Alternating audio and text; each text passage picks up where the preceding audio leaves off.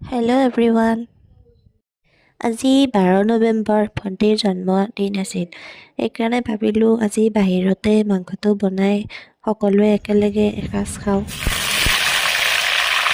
প্ৰথমতে কেৰাহীত তেল দি আমি আলুখিনি ভাজি লৈছিলোঁ। তাৰপিছত সেইখন কেৰাহীতে আৰু অকণমান তেল দি পিঁয়াজখিনি ভালদৰে ভাজি ল'লোঁ।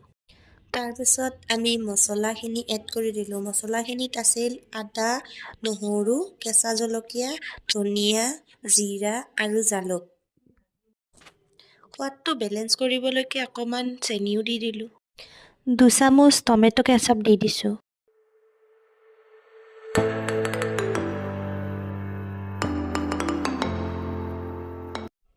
তাৰপিছতে আমি সোৱাদ অনুসৰি নিমখ দি দিলোঁ আৰু হালধিটোও দি ল'লোঁ।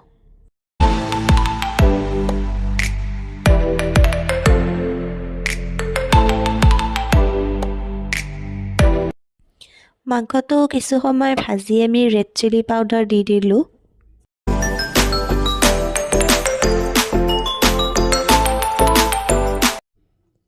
ভাজি থকা মাংসতে আমি বিলাহী এটা কাটিও এড কৰি দিলোঁ।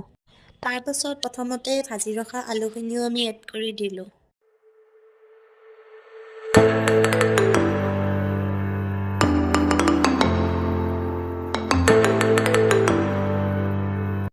মাংসখিনি ভাজি হোৱাৰ পিছত আমি অকণমান পানী দি দিলোঁ।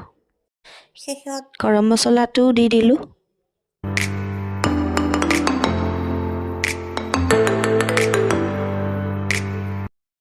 আমাৰ মাংস ৰেডিয়ে হৈ গ'ল প্ৰায়। এনেকৈ থুলমূলকৈ মাংসৰ ৰেচিপিটো দেখাবলৈ ট্ৰাই কৰোঁ। কেনেকুৱা লাগিলে জনাব।